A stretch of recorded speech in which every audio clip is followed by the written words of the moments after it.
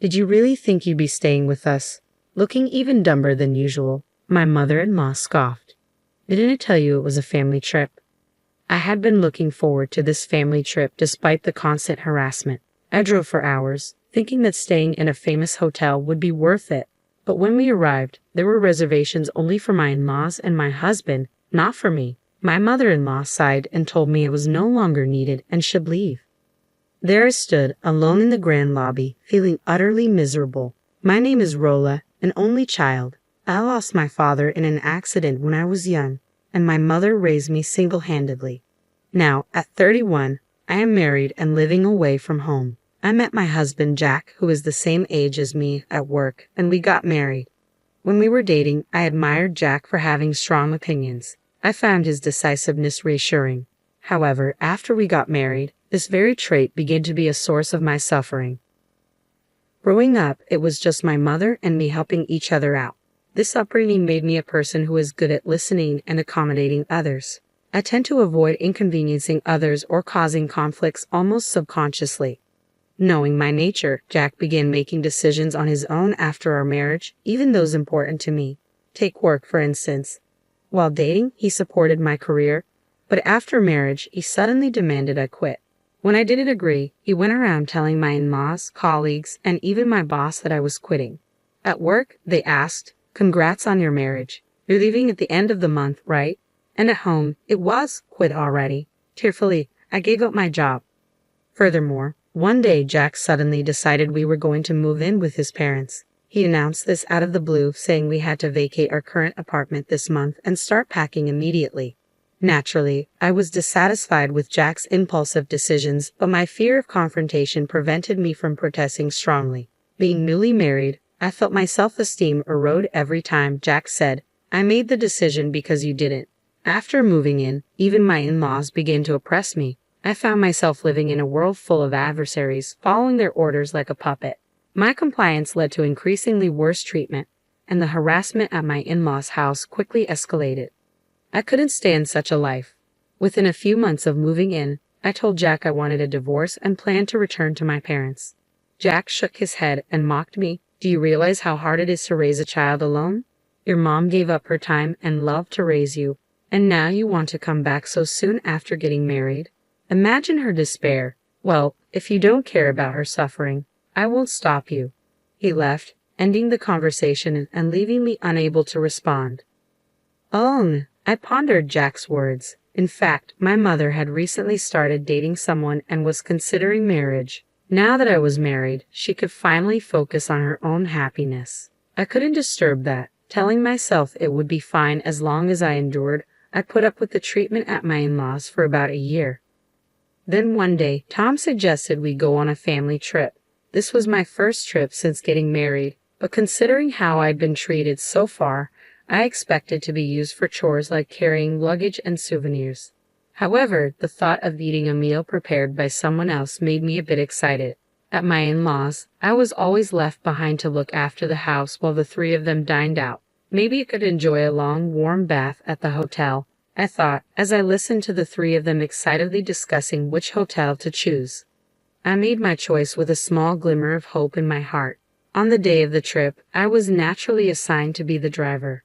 It was fine by itself, but Jack and Tom, despite having licenses, didn't offer to take turns, leaving me to drive the long journey alone. Our breaks on the way were rushed to fit their schedule, and by the time we arrived at the hotel, I was exhausted, barely managing to pull Mary's large suitcase inside.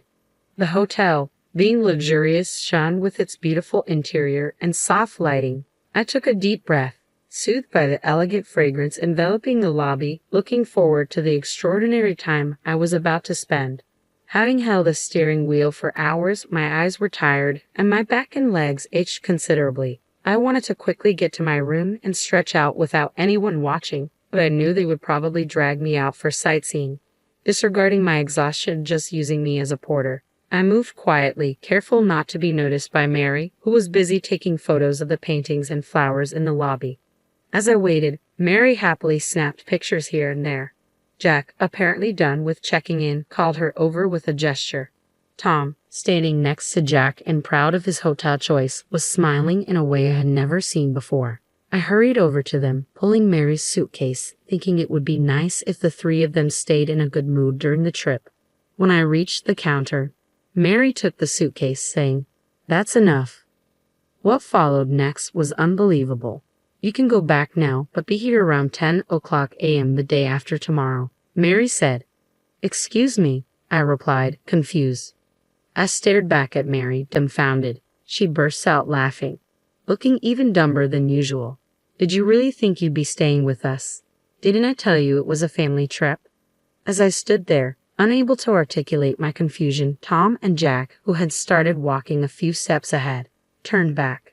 Jack sneered nastily while Tom tilted his head mockingly and said, "Come on, a lowly woman raised by a single mother surely doesn't think she can stay in such a luxurious hotel with us, right? You should be grateful just for being allowed into the lobby.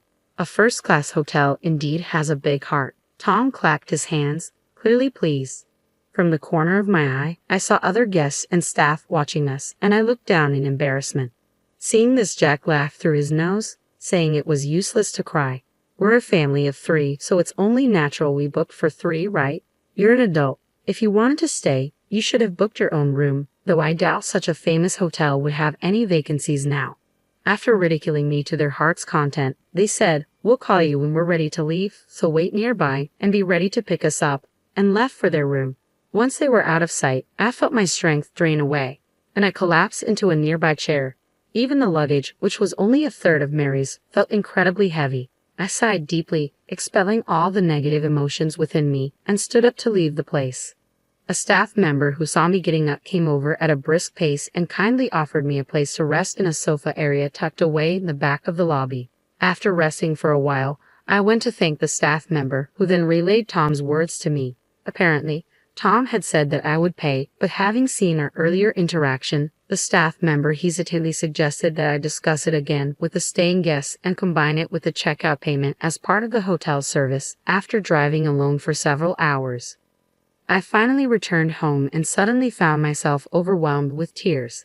I cried, not knowing if it was out of sadness or frustration for being told to my face that I wasn't part of the family and for being belittled for being raised in a single-parent household. I don't know how long I cried, but after a while, I realized something important. I was all alone now, lonely but free from people who had criticized my upbringing or hit me for being slow at chores. No matter what I did or didn't do, there was no one to say anything. It was a refreshing feeling. If I was forced to quit my job, I could just start a new one. If I didn't want to live with my family or husband, I could just leave. If I didn't want to trouble my mother, I could live on my own. Feeling suddenly empowered, I blocked Mary's number, refusing to run away anymore, and hastily began packing to leave the house. 3 days later, it was the day my in-laws were supposed to check out of the hotel. Even after the time they were supposed to contact me had passed, no one called my mobile phone. This was because I had blocked not only Mary but also my husband and Tom. Every now and then, I found myself glancing at my phone, but the thought of not having to hear their voices brought a sense of relief. However, I started receiving calls from an unknown number. Curious about the repeated calls, I hesitated. I checked and found out that the number belonged to the police station overseeing the area where the hotel was located. Wondering why the police would call me, I answered and learned that my in-laws had gotten lost in the mountains and were now under their protection. They wanted me to come and pick them up. It seemed that the 3 of them, unable to contact me due to my call block, had to pay their own hotel bill. However, with no car to pick them up, they were left without a way to return home. They decided to head to the train station, but because they had indulged in various additional services during their stay, they had incurred substantial expenses. To save on taxi fare, they decided to walk to the nearest town. However, they took a shortcut and ended up getting completely lost in the mountains. Luckily, they were in a place with cell signal and were quickly rescued, but they were furious, blaming me for abandoning them, as the police officer informed me with a rueful smile, thinking they should have just made their way back on their own since they had safely descended the mountain but lacking both money and energy. The 3 of them, unable to contact their quarrelsome wife, asked the police to intervene. I resigned myself to the fact that they were, after all, family and went to pick them up. Upon meeting, they were furious, but I was no longer intimidated. I ignored Jack's mother while thrusting divorce papers at Jack. When I indicated my intention to divorce, Jack sneered arrogantly and raised his fist but restrained himself, realizing we were at the police station. Seeing the police officers in his line of sight, he must have realized he couldn't do anything foolish. He then tried to laugh it off and play down the situation. "Just kidding. Are you still angry about the other day? She really holds a grudge, you know," he said. The officer present started persuading me to reconsider the divorce, but I was firm in my decision and declared that I would leave them there if Jack did not sign the divorce papers. Reluctantly, he signed. As we left the police station, I found myself surrounded by Jack and the others. "How dare you, as his wife? Not only did you not come to pick us up, but you also didn't pay for the hotel. Who do you think provided you with a life of food, clothing, and shelter?" Mary fumed, demanding I put her suitcase in the car. I used to shrink under their accusations, but now I knew I didn't have to. "You just signed the divorce papers, right? So we're strangers now. I have no obligation to help you," I said firmly. Jack lunged at me in anger, but my mother intervened. When I left home, I hadn't told her why I needed to stay for one night, but she became concerned because of my many belongings, and I ended up telling her everything. My mother scolded me for not speaking up sooner, cried with happiness that I had returned, and commended my endurance and courage for choosing divorce. The in-laws, surprised by my mother's presence, openly questioned why she was there. My mother boldly replied that she came to see the people who had made her daughter suffer.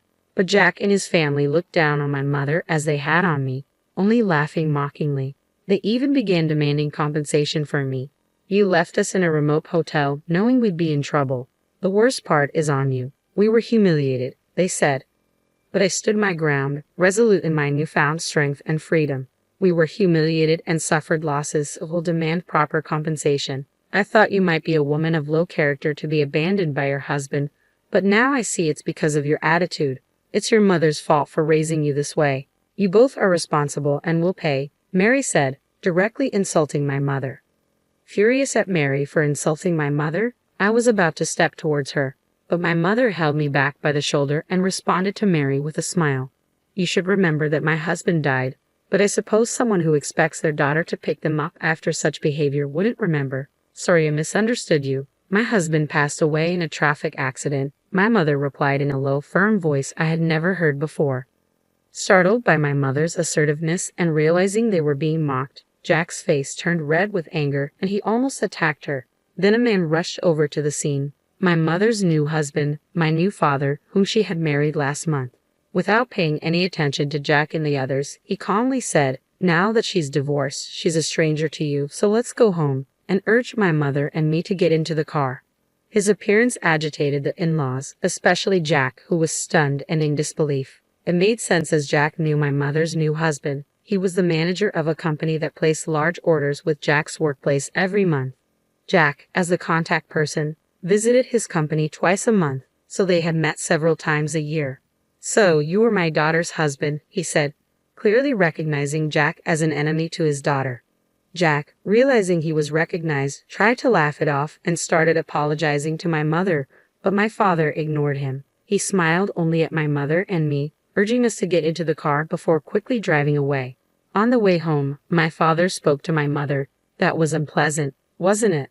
He apologized to us, but not to our daughter," he said. I realized then that Jack hadn't even said sorry to me.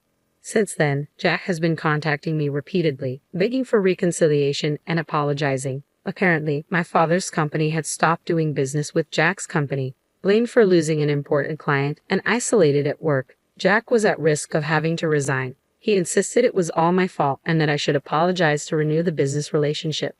But my father had never mentioned the business deal, not from the beginning to the end. He had not stopped a deal because of the issues between me and my in-laws. Jack blames me, but he had brought this result upon himself. When Jack visited my father's company to apologize, he begged the contact person to call my father to the scene and then apologized there. Jack, under the misconception that I had influenced my father to stop the business dealings, desperately pleaded with my father's company's contact person and other employees, begging them not to end the trade. Furthermore, after returning to work, Jack repeatedly made phone calls and visits during work hours, and eventually waited for my father's return home to keep apologizing. Of course, to my father's company, it was unclear why they were being apologized to, and it was troublesome. Jack's actions became known among his superiors. Eventually, Jack was removed from his assignment by his boss for his excessive behavior. This was the result of his thinking that I had caused the trade's stoppage and not considering others' inconvenience and his self-preservation. I ignored all of Jack's reconciliation attempts and chose a suitable moment to change my mobile phone number. This allowed me to completely cut off any contact with Jack, who had persistently tried to reach me by changing his address and number. After spending some time at my parents' house, I moved into an apartment nearby to avoid disturbing my newlywed parents and started a new life. Once everything was settled, I demanded compensation through a lawyer for Jack's violent behavior and unfair treatment. Right when Jack had left his job, I swiftly demanded a lump sum payment, which he paid using his recently received severance pay. This left him leading a meager life without a job or severance money. His parents, who were always extravagant with money and had moved in with him hoping for support, found themselves with almost no savings. Thus, the three adults faced a difficult situation. Later, I heard from a former colleague that the business dealings had resumed, and Jack, believing the damage was nullified, demanded to be reinstated at his company. Jack is likely to continue living a challenging life for some time. On the other hand, free from my in-laws, I started a job through my father's introduction. The new workplace is a subsidiary of my father's company where a position had just become available due to someone's retirement last month. However, as a new employee, I am still trying to remember the names and faces of my colleagues and superiors, and there's much about the job that I don't understand yet. Despite the increased busyness, being treated as an individual has made my life feel fulfilling. I hope to continue at this pace, forget about Jack and his family, and move on with my new life.